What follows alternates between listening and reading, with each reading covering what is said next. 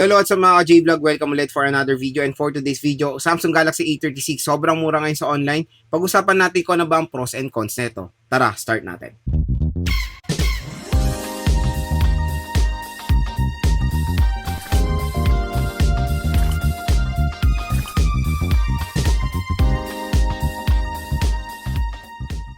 So yun mga idol, grabe, it's payday sale na naman at magfe-February na. Sobrang bilis ng panahon pero syempre ang daming natagalan sa January, 'di ba? Pero sobrang bilis.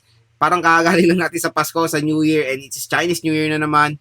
So, ayan, payday sale, magtututo na rin. And syempre, the Samsung Galaxy A36 is very interesting ngayon i-topic kasi sobrang mura ngayon nito din sa online. Again, it is the official store ng Samsung.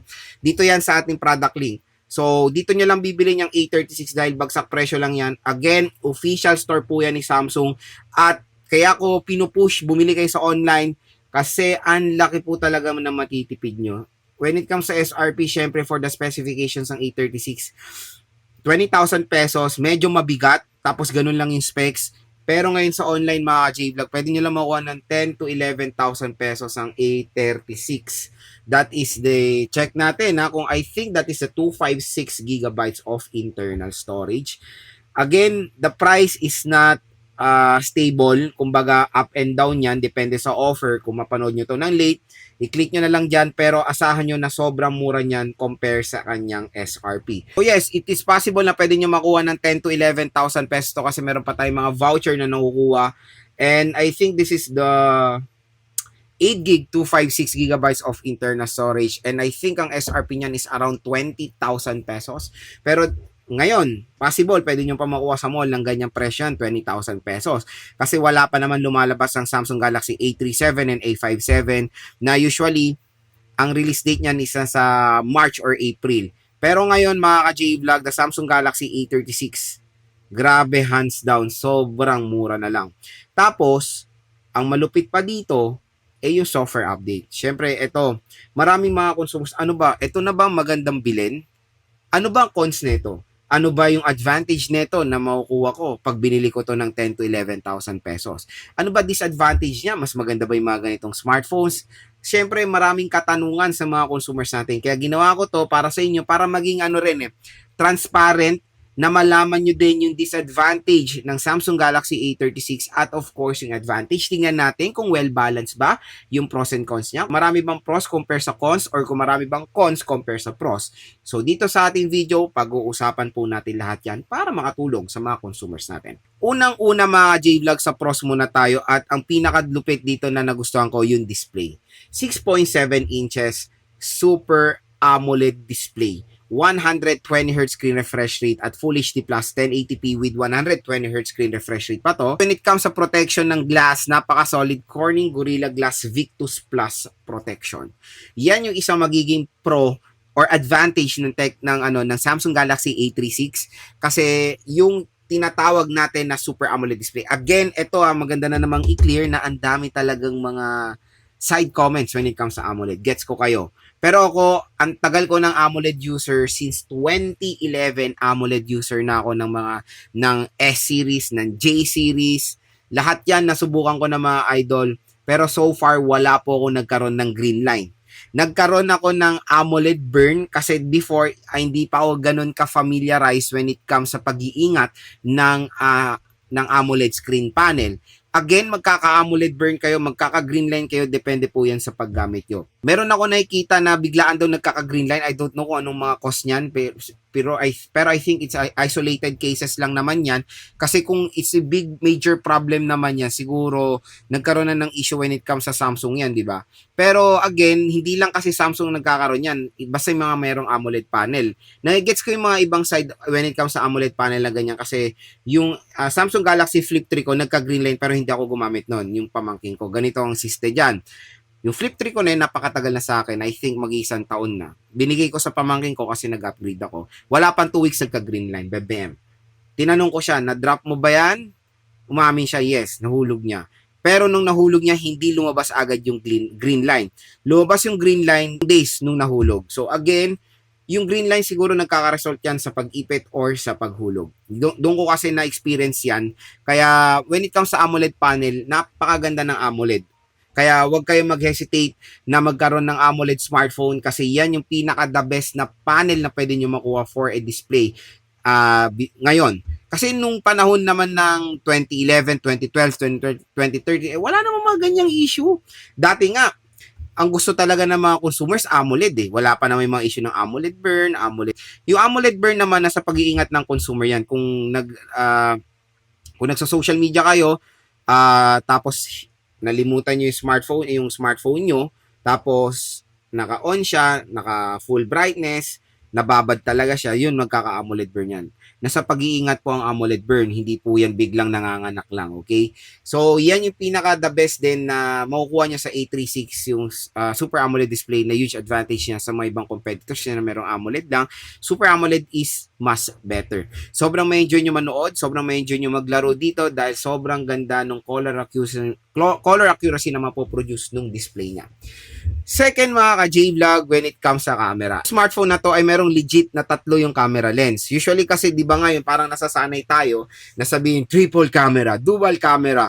Pero pag binasa mo yung spec sheet, yung ibang mga consumer sinahanap kung nasan yung camera, ginaganon pa nila yung kamay nila sa lente. Lods, bakit ganon? Sinasabi nilang dual camera, nasan yung isang lente? Nasan yung pangalawa? Nasan yung pangatlo? Pero in reality, pag binasa niyo yung spec sheet, it is depth sensor, AI lens, mga ganyan lang na mga walang kwentang lente na parang sinasabi lang nila for hype or for increase ng specification ng smartphone para masabi lang na dual or triple rear camera. Pero dito sa Samsung Galaxy A36, legit na lahat po ng lente ay usable. Kasi yung una is main camera na 50 megapixel, 8 megapixel ultra wide camera for wider shots, and macro lens. So, for zooming yan, di ba? So, lahat ng lente na yan ay usable at yan yung magiging advantage din ng A36 sa mga ibang competitors niya na marketing getup ang ibang lente. Of course, the front-facing camera, okay naman, 12 megapixel. Nung nag-test ako dito ng camera test, malinaw ang mapoprovide ng Samsung Galaxy A36. Hindi sila nagkakalayo ng performance ng Samsung Galaxy A56. Isa pang advantage or pro neto is of course yung software update. Ito yung pinakasaludo ko sa Samsung when it comes to software update nila. I think for the A36 or A56 is 5 major OS update, 5 or 6 years, I don't know. Pero alam ko 5 ang pinaka-minimum. Kung nagsimula to ng Android 15, pwede to makuha ng Android 20 or Android 21. Diba? Napakalupit, sobrang tagal yung magagamit ang A36. Lalo na ngayon, sobrang mura na lang niya. Kaya ino-offer ng Samsung ngayon to ng mura at available pa rin sa market kasi when it comes sa software, ilang taon nyo pa ito magagamit. Kaya pwede pa nilang ibenta to ng ilang taon. So again, for 10 to 11,000 pesos, the software is yun yung pinaka-solid dito sa Samsung Galaxy A36 na update. So, hindi lang basta na-update, napaka-reliable ng One UI. Isa sa pinagkakatiwalaan kong software is One UI ng Samsung dahil very encrypted yung files. Yan yung isang pinagkakatiwalaan kong mag-store ng mga ng mga files ko, ng mga videos, mga photos natin na hindi nako-compromise agad kasi very encrypted po yan. Next mga J-Vlog, when it comes sa durability. Si Samsung ay isa sa pinakakilalang brand when it comes sa durability ng mga smartphones sila. And when it comes sa form factor nito, pag hinawakan nyo ito ng actual, parigurado mapapansin nyo naman na sobrang tibay rin ng Samsung Galaxy A36. Next, yung processor. So, sa processor, ito yung mag-ihatak talaga sa A36 compare sa A56. Yung iba kasi ayaw yung Exynos. So, Exynos is fast naman, pero iba ayaw talaga yan. So, gets ko kayo. Kung meron kayong alternative dito kayo sa A36, kasi yung A36 is Qualcomm Snapdragon 6 Gen 3, na talamak na processor na yan ngayon sa mga murang 5G. So, sa SRP niya, medyo hindi bagay yung 6 Gen 3. Pero ngayon, na 10 to 11,000 pesos, hindi na siya nagkakalayo sa price ng Poco M8, na Xiaomi Redmi Note 15 Pro 5G, ay na Xiaomi Redmi Note 15 5G, di ba?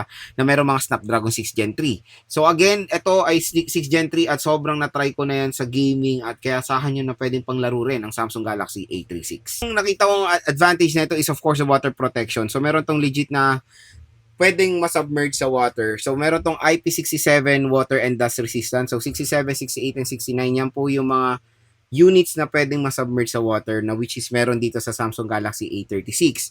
Comparing sa mga ibang competitors niya sa ganitong presyo, usually naka IP65 and IP66 lang na hindi po pwedeng masubmerge sa water.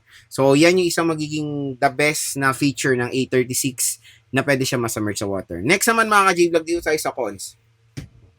Siyempre sa cons, meron tayong napansin unang-una dyan is wala siyang expandable storage. So again, fixed to na naka 256. na iba kasi mga consumers mas gusto pa rin yung merong expandable storage, di ba? So, yun lang naman isang nakakalungkot na part dito sa Samsung Galaxy A36 na wala siyang expandable storage. Next, siyempre ito, I know sa lahat disadvantage to, especially kahit sa mga mura nila. Wala pong charger to out of the box. So, bibili talaga kayo ng charger dito sa Samsung Galaxy A36. So, slim box na lahat, mapamura, mapamahal ng Samsung. Kaya kayo yung bibili ng charger. Pero again, marami naman po mga third party na charger sa online like Chromos, Ugreen, or Anker na nasa 500 pesos lang na makakabili kayo niya ng sobrang sulit lang mga idol. So, wag na kayo bumili ng brand ng Samsung kasi I think yung charging brick niya nasa 1,000 pesos. Ito, 2 piraso na charger yon sa mga ibang brand. Again, third party legit brand, Anker, Ugreen, Romos, mga pinagkakatiwala ang mga brand yan when it comes sa charger. Nasubok na yung mga ka-J-Vlog. So, yun lang na parang ni-normalize na talaga ni Samsung na wala talaga silang charger out of the box. Next, yung I know iba nagreklamo pa rin dito yung headphone jack eh. So, yung isang disadvantage ng A36 yung headphone jack niya. So, wala siyang headphone jack. Pero meron naman nabibili ngayon. I think uso rin naman ng mga Bluetooth ngayon. Pero meron din naman mga wire na Type-C. Pero syempre iba, very sila talaga sa headphone jack na talagang nila yan eh. Tinitignan nilang disadvantage ng smartphone. Pero hindi naman siya major issue. Okay? So yun mga J-Vlog, so far yung mga napansin kong cons dito sa Samsung Galaxy A36. Pero kung mapapansin nyo naman, when balancing the pros and cons, mas marami pa rin pros ang makukuha ng A36 compare sa kanyang cons, comparing sa mga ibang brands po mga idol. Especially for its price ngayon na 10 to 11,000 pesos. Pero syempre kung i-compare mo siya sa kanyang SRP ngayon na 20,000 pesos, syempre mas dadami pa ang cons niyan. Kasi kung i-compare mo yung specs niya sa kanyang SRP na 20,000 pesos, marami pong hindi bagay. Tulad na lang ng processor, tulad na lang ng battery, tulad na lang ng fast charging rate, di ba? Pero ngayon, na 10 to 11,000 pesos yung mga cons dati sa SRP niya, naging pros na. Kasi, syempre, compare mo na siya sa mga ibang brands na ganitong presyo lang. No, which is, ang dami ng pros din nitong Samsung Galaxy A36. So, again, sobrang mura na lang nito sa online. Dito na kayo bumili sa ating View products. Syempre, meron pa yung additional discount. Napakamura na lang ng A36 ngayong payday at 2.2. Kaya grab nyo na yung chance makuha to ng bagsak presyo dito sa online.